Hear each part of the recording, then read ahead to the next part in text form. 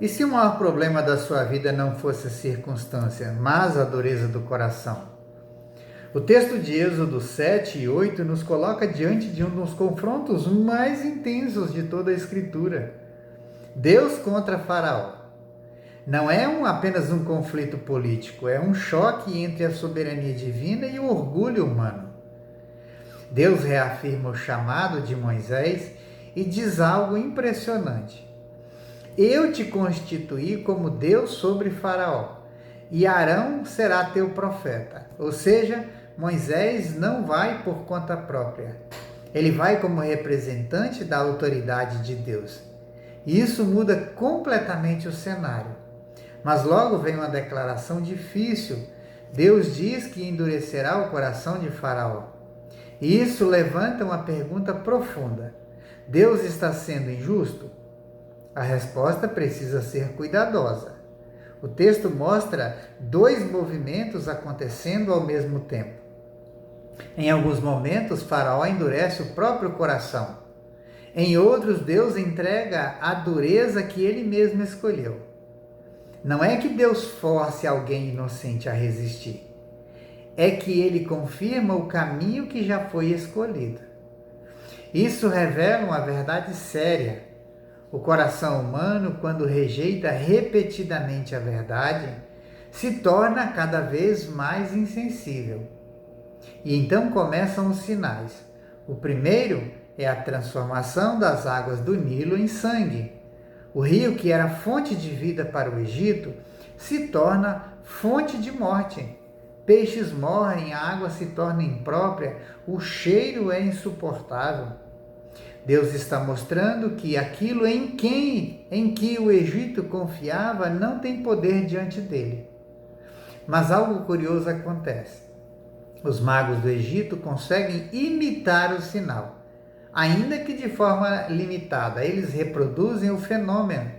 Isso revela que nem todo o poder aparente vem de Deus. Existe imitação, existe engano, e mesmo vendo tudo isso, Faraó não se abala.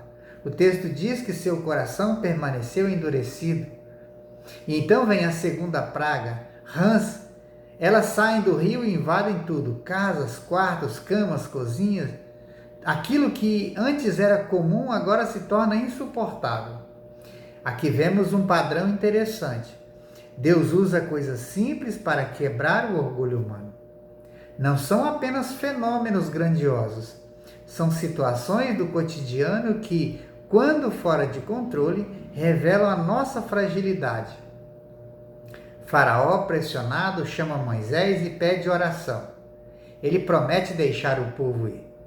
Mas assim que o alívio vem, ele volta atrás. Isso é muito revelador.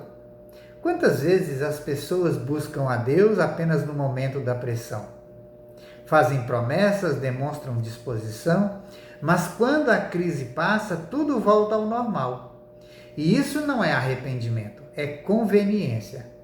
E então vem a terceira praga, piolhos ou mosquitos, dependendo da tradução. Pequenos, quase invisíveis, mas extremamente incômodos. E aqui acontece algo importante. Os magos não conseguem reproduzir. Eles dizem, isto é o dedo de Deus. Até aqueles que resistiam começam a reconhecer que há algo além.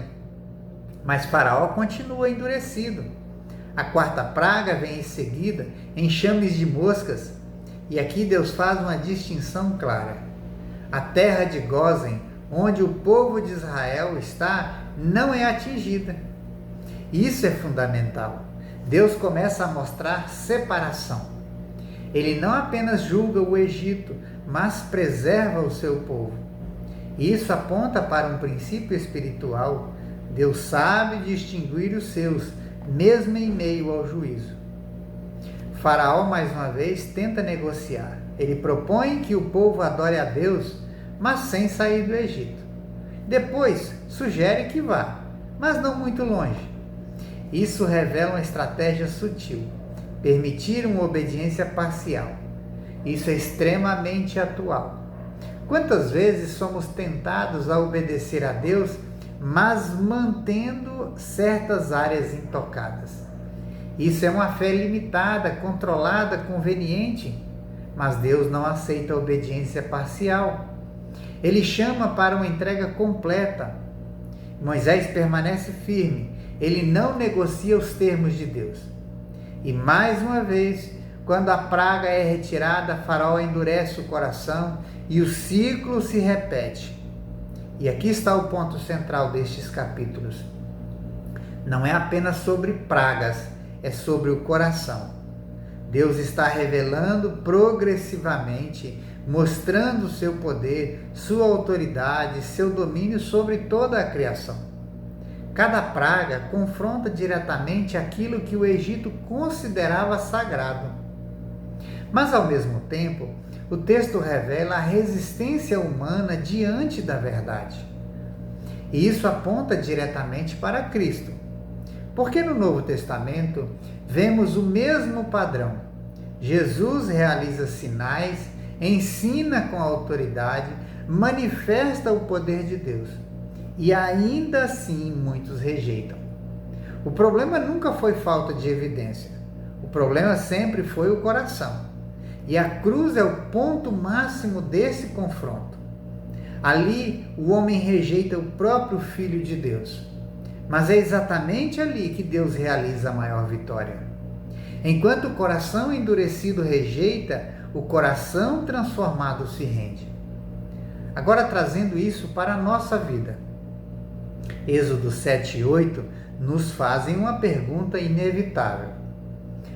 Como está o seu coração? Sensível à voz de Deus ou resistente?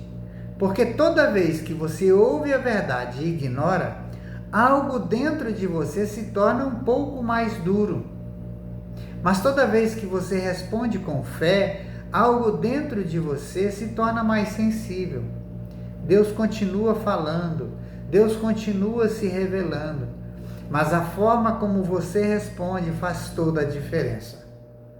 Não espere a próxima praga para ouvir. Não espere a pressão aumentar para buscar a Deus. Hoje é dia de responder, hoje é dia de se render, porque o mesmo Deus que julga também salva. E em Cristo existe graça suficiente para transformar o coração mais endurecido. Pense nisso. Que Deus te abençoe.